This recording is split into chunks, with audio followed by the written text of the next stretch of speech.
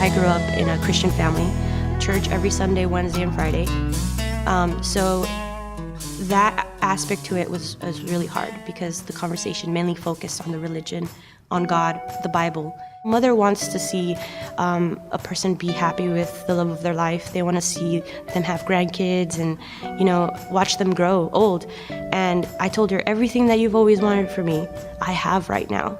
I have that person that's taking care of me. It was just a life-changing experience, really. So that's step one. There's still a long road to go, but that conversation really opened the door. One of the fears, like I said, was that she would not want to talk about it at all. And to my surprise, she did. So I know that the next conversation would probably be a little more deep, but, none of my fears came to reality. One thing that I learned was that I can't go out in the attack and be like, oh, well, I'm gay and you have to accept me no matter what. It's like they all come back, everyone comes from a different background. Everyone has, they grow up with these opinions, at home, and you have to come as a person, and be like, this is me being honest with you. I want you to be honest with me. We want the freedom to marry the person that we love. Why not? My name is Aime Mendez. I'm from Fullerton, California, and I identify as queer.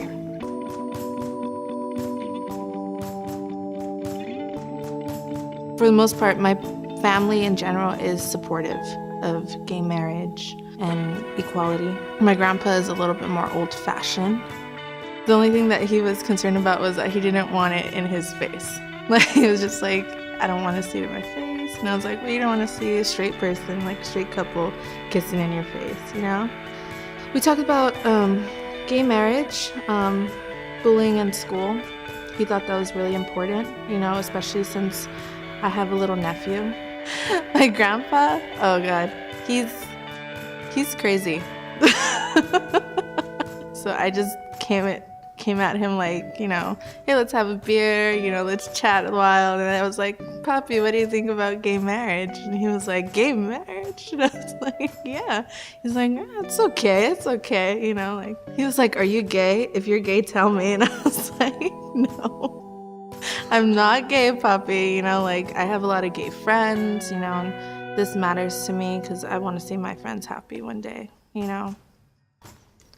Whether you're gay, you have feelings, and my friends have feelings, and I've seen a lot of my friends go through a lot of terrible things.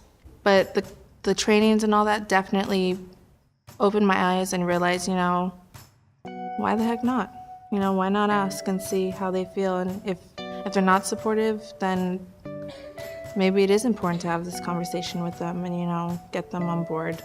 I was kind of like, I don't know how to say this, but what are your thoughts on gay marriage? And they were like, oh, yeah, that's cool, And I was like, yeah, it's cool. They're like, yeah. And I was like, okay, so what do you think about it? What do you think about, gay history being taught in classes? And that's where I got, kind of interested. Like, really? Is that happening? And I was like, yeah, that's going to happen. And they were like, oh, that's cool. Well, they basically asked, what level is it going to be taught at? And, is it going to be in the textbooks, or are they going to print out pages and hand them out to kids? And I was like, no, it's going to be in the textbooks, which is something really amazing. You never thought you'd see the day, and they're like, oh, wow, that's cool. And I was like, yeah. They also asked if the parents had any say in it, and I was like, yeah, parents, like in any other school. I went to Catholic school and public school, so Catholic school, parents have a say in everything you learn. Bringing it to their attention, it has made them more aware. And if that's something I could do every day, I'm going to do it. My name is Sam. I'm from California, and I'm a straight ally.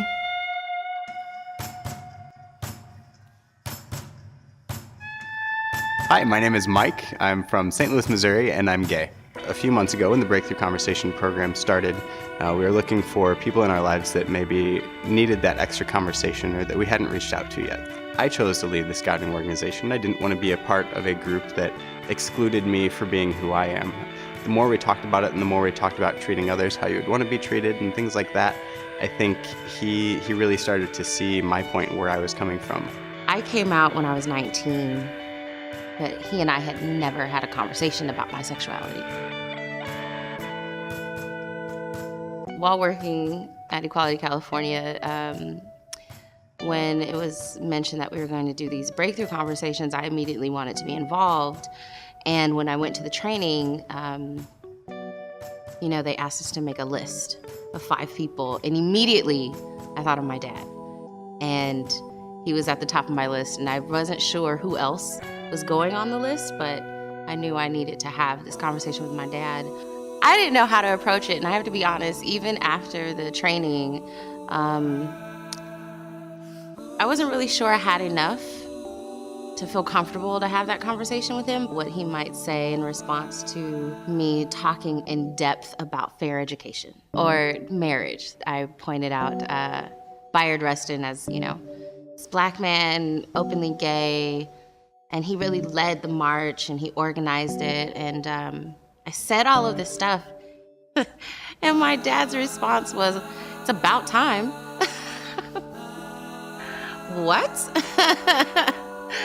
He said it was about time that, gay couples have the same right as far as marriage.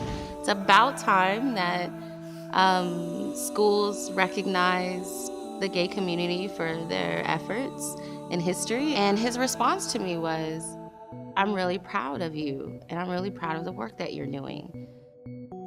And again, completely blown out of the wire. It was not at all. I didn't expect him to go that far, to be okay with it, yes, but to say he's proud of me and proud of the work, I'll never forget that. When I found out about Bayard Rustin, that really changed my mind in certain realms. So I really kind of pushed that messaging of, well, you knew how it was. And, here's this man who had done so much and really led the whole movement. The March on Washington would not have happened if it weren't for him. Why can't we recognize him? I said, it is a common